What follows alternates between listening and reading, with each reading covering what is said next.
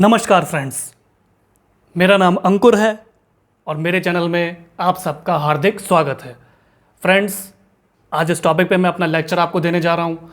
वो पार्ट है basic electrical engineering का, और जो टॉपिक आज हम कवर कर रहे हैं फ्रेंड्स, वो है कंस्ट्रक्शन ऑफ केबल्स, और उसके अंदर जो सब टॉपिक है requirements of cable. Construction of cables के बारे में मैंने आपको पिछले लेक्चर में उसकी वर्किंग और कंस्ट्रक्शन के बारे में आपको इन्फॉर्मेशन दे दी थी। आज हम जानने का प्रयास करेंगे रिक्वायरमेंट्स ऑफ केबल। तो फ्रेंड्स, इससे पहले हम अपना वीडियो स्टार्ट करें, कृपया करके मेरे चैनल को लाइक शेयर सब्सक्राइब कीजिएगा और नीचे जो बेल आइकन दिया हुआ है उसको प्रेस ज़रूर कीजिएगा। और मैं अपना इंस्टाग्राम और फेसबुक का लिंक भी नीचे डिस्क्रिप्शन में शेयर कर दूंगा। तो चलिए फ्रेंड्स, फिर हम अपना वीडियो स्टार्ट करते हैं। फ्रेंड्स, जैसा कि मैंने आपको पिछले लेक्चर में भी बताया था कि केबल्स हमारे high electric power at high voltage for generation, transmission and distribution में एक इम्पॉर्टेंट रोल प्ले करती है, जिसकी वजह से हम इलेक्ट्रिकल एनर्जी को कंज्यूम कर पाते हैं अपने घरों में, इंडस्ट्रियल एरियाज़ में, बड़ी बड़ी बिल्डिंग्स में। तो केबल्स एक बहुत ही इंपॉर्टेंट रोल प्ले करता है हमारी इलेक्ट्रिकल इंजीनियरिंग के कोर्स में। तो चलिए आज हम कंस्ट्रक्शन ऑफ केबल के अंदर रिक्वायरमेंट्स ऑफ केबल के बारे में जानने का प्रयास करते हैं। Construction of cable, requirements of cable. The conductor used in cables should be stranded one in order to provide flexibility to the cables.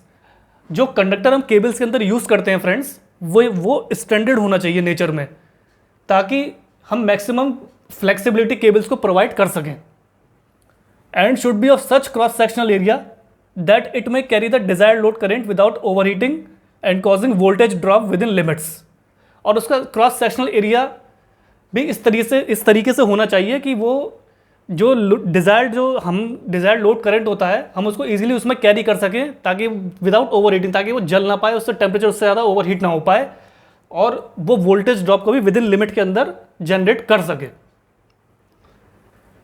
The insulation provided should be of such thickness that it may give high degree of safety and reliability at the working voltage for which it is designed। जो insulation हम provide करते हैं वो इस तरीके की thickness की होनी चाहिए, मोटापे की होनी चाहिए, कि वो एक हाई डिग्री की सेफ्टी या प्रिकॉशन दे सके और रिलायबिलिटी दे सके उस वर्किंग वोल्टेज पे जिसके लिए वो डिज़ाइन किया हुआ है। The cable should be provided with a mechanical protection so that it may withstand the rough usage in laying it। जो केबल हम यूज़ कर रहे हैं फ्रेंड्स, उसके अंदर मैकेनिकल प्रोटेक्शन इस तरीके से प्रोवाइड करनी चाहिए ताकि वो जब हम उसको अंडरग्राउंड ले करते हैं या ओवरहेड हम उसे ले करते हैं तो उसमें प्रॉपर प्रोटेक्शन मेंटेन रहनी चाहिए।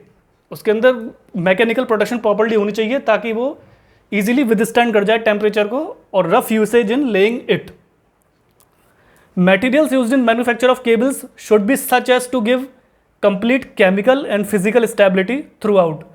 जो केबल्स के मैन्युफैक्चर करने के लिए हमें जो मटेरियल यूज़ करना चाहिए वो इस तरीके से होना चाहिए कि वो कंप्लीटली केमिकल और फिजिकली स्टेबल हो पूरी तरह से। The process of achieving uniformity in dielectric stress is known as grading of cables. जो एक प्रोसेस होता है जिसमें हम यूनिफॉर्मिटी मतलब एक समानता अचीव करने का प्रयास करते हैं डाइलेक्ट्रिक स्ट्रेस के अंदर, उसको हम ग्रेडिंग कहते हैं केबल्स की। Grading is only useful for very high voltage cables for which the ratio D D is large. Grading तभी यूजफुल होती है फ्रेंड्स जब केबल्स की हाई वोल्टेज केबल्स होती हैं, तभी ग्रेडिंग यूजफुल होती है, जिनमें रेशो जो होता है वो डी/डी लार्ज होना चाहिए। While calculating the safe potential, the peak values of voltages are taken of the cables। जब हम किसी तरह का सेफ पोटेंशियल यानी वोल्टेज या पोटेंशियल हम कैलकुलेट करते हैं तो वोल्टेजेस की जो पीक वैल्यू होती है वही हम कंसिडर करते हैं केबल्स की कैलकुलेशन के लिए। फ्रेंड्स, मैं आपको एक बार फिर से समझा देता हूँ requirements of cable.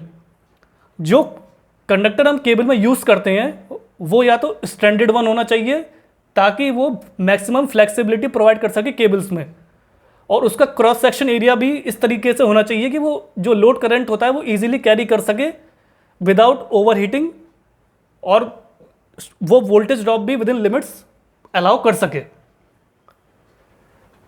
The insulation provided, जो हम इंसुलेशन प्रोवाइड करते हैं वो इस तरह की थिकनेस या मोटाई की होनी चाहिए ताकि वो हाई डिग्री ऑफ सेफ्टी और प्रिकॉशंस को दे सके और रिलायबिलिटी को दे सके, जो वर्किंग वोल्टेज जिसके लिए वो डिज़ाइन किया हुआ है।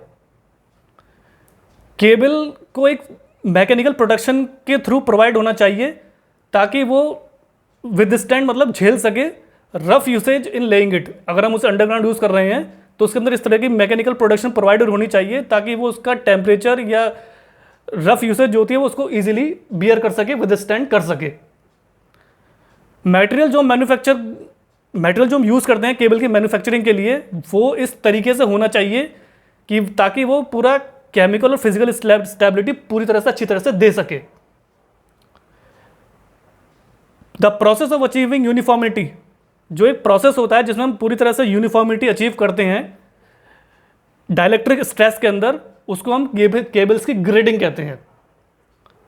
ग्रेडिंग तब यूजफुल होती है जब बहुत हाई वोल्टेज पावर केबल्स हम यूज करते हैं जिनका रेशो D/D लार्ज होता है। सेफ पोटेंशियल या वोल्टेज को कैलकुलेट करने के लिए वोल्टेजेस की जो पीक वैल्यू होती है वो हमेशा कंसिडर में करी जाती है केबल्स की। आप फ्रेंड्स फिगर में भी देख सकते हैं, यहाँ पे मैंने राइट हैंड साइड में ग्रीन कलर में फिगर भी बनाई हुई है केबल्स की।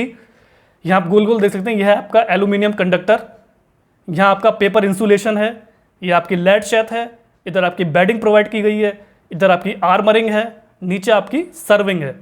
ये पूरी केबल देख सकते हैं, ये आपकी aluminium conductor, paper insulation, lead sheath, bedding, armouring और सर्विंग। तो फ्रेंड्स ये था रिक्वायरमेंट्स ऑफ केबल, जो कि कंस्ट्रक्शन ऑफ केबल के अंदर आता है, जो मैंने आपको थ्योरी और विद फिगर समझाने का प्रयास किया है। आशा करता हूँ कि आपको मेरे इस प्रयास से केबल्स की रिक्वायरमेंट्स के बारे में काफ़ी महत्वपूर्ण जानकारी प्राप्त हुई होगी। कृपया करके मेरे चैनल को लाइक, शेयर, सब्सक्राइब कीजिएगा और मुझे इसी तरह से सपोर्ट करते रहिएगा ताकि मैं और भी इंपॉर्टेंट इलेक्ट्रिकल इंजीनियरिंग के टॉपिक्स हैं वो मैं कवर कर सकूं जो आपके लिए बेनिफिशियल होते हैं। आपने अपना कीमती समय दिया फ्रेंड्स, इसके लिए आपका बहुत बहुत धन्यवाद।